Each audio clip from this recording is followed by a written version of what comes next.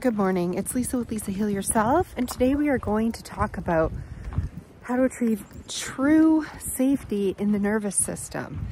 And I want to start with language. I want to start with what language is, because most of us will say to ourselves affirmations, or we'll say like a variation of I am safe, and we'll talk to ourselves, we'll talk ourselves down, we'll convince ourselves, we'll have a conversation with ourselves. So whether we're talking out loud, whether someone's talking to us, we're talking to ourselves, or we're doing it in our head through thoughts, this is all language.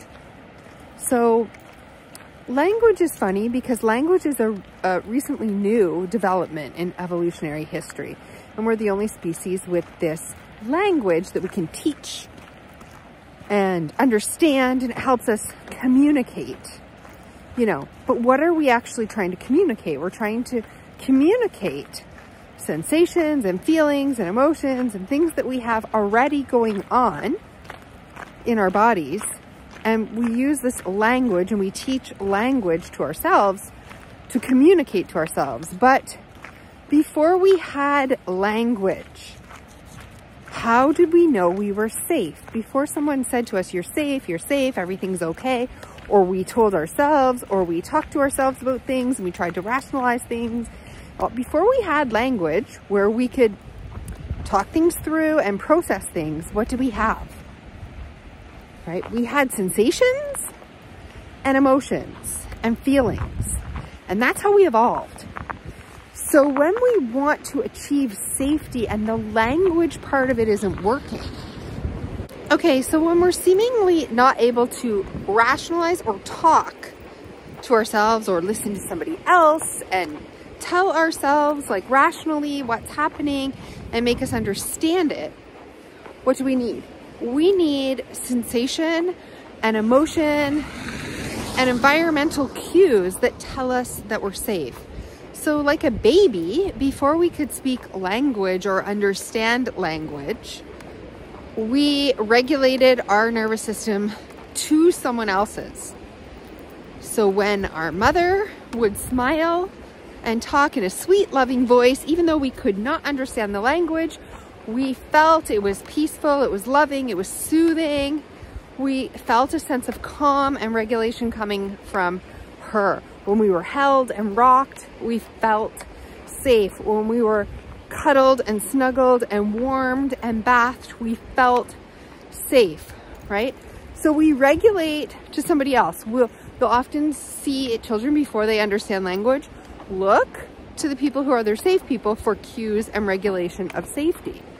Animals do this too. Animals in a pack feed off of each other. They can't speak, they can't communicate orally, so they look and they find out, are you alert? Are you softened?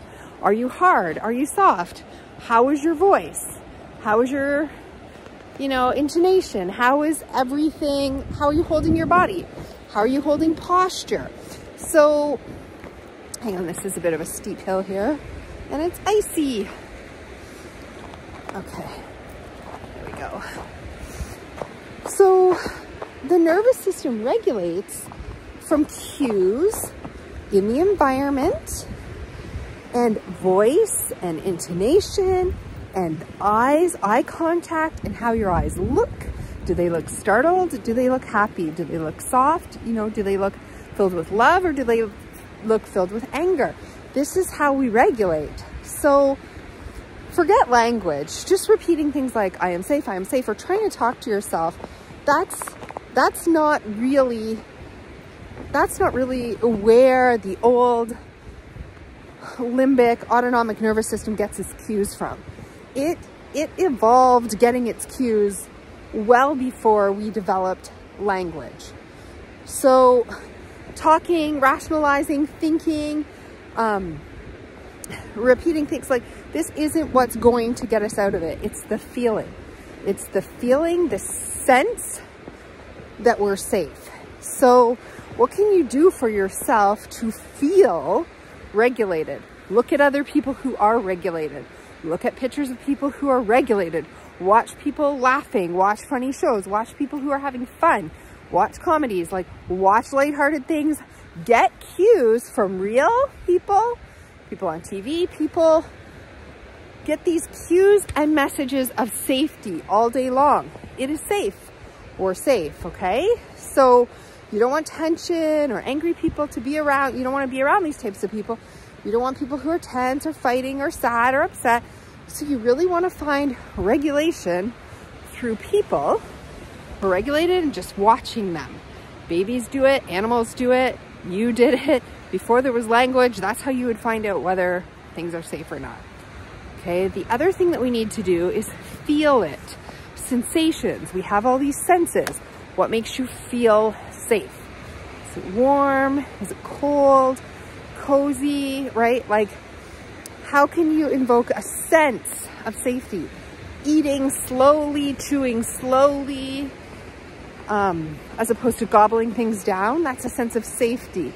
Just really, even kissing someone, hugging someone, all of these are cues to your body that you're safe, or you wouldn't be doing them. You wouldn't be slowly eating, you'd be ravenously eating. You wouldn't be hugging or kissing, you'd be running from danger. You wouldn't be like, so you have to try to find regulation through the senses.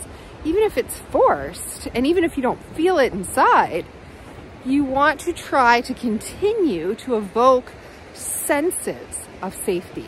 Senses of safety. So through our 5 senses, what can you do?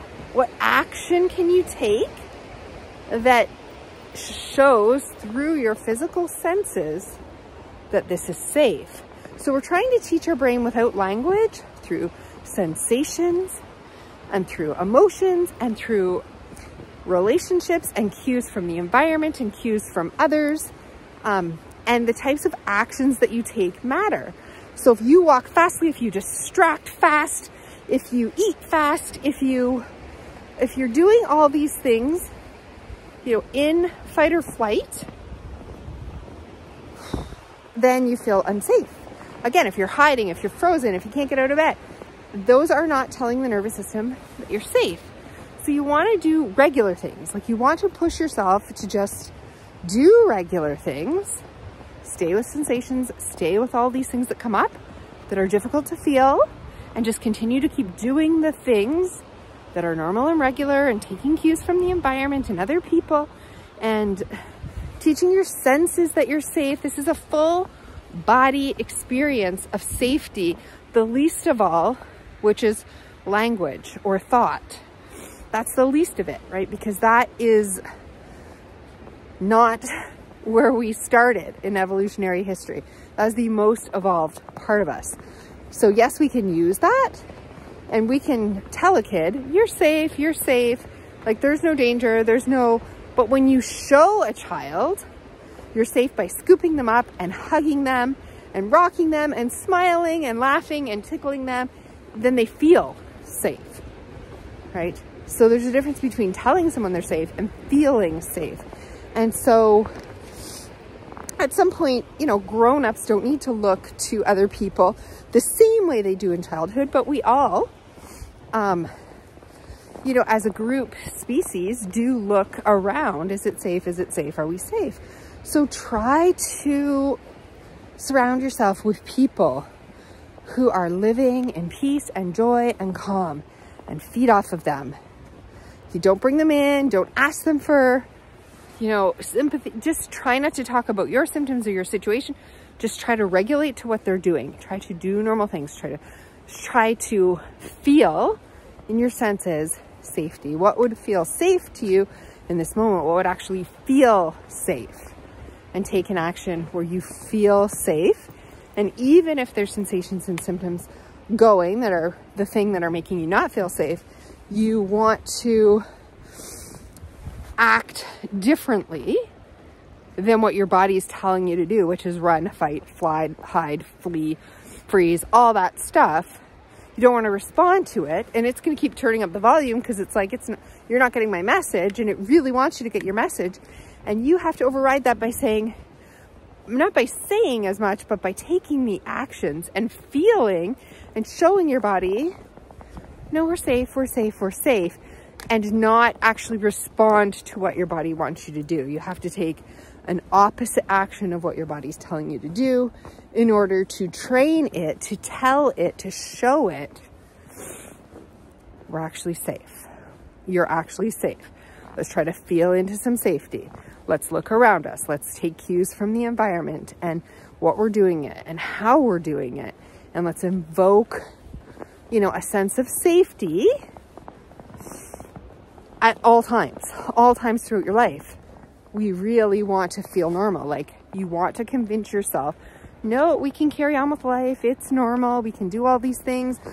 And even though the response is very, very great in your body, telling you to run, telling you not to go, telling you to fight, telling you you can't cope, right? That is what we have to turn away from. You know, you have to, and the thoughts aren't going to do it. So it's the feeling, and it's using our senses and trying to communicate as if we don't have language. So trying to find ways that, remember, if we couldn't communicate through language, if there was no language developed yet, how would you communicate to your body right now in this moment and in all the next moments that you are safe? And that's what you have to do. You have to act as if there is no language. And yes, you can use language too, because that's the great thing. We are developed enough to have language. But right now we're relying on language when what we actually need to do is communicate through ways of non-language. Communicate as if we don't have language to our body, to show our body, right? Through real communication that it can understand biologically, evolutionary, that we are safe. So please add that in. That is of utmost importance when we're trying to regulate our nervous system and help it feel safe. Try communicating it to your nervous system the way you would if there was no language, or the way you do to a baby who cannot literally understand you, or an animal that has no way to communicate with you. How do you communicate? That is what you need to do with yourself. So I hope this video has been helpful, and I will see you in the next one.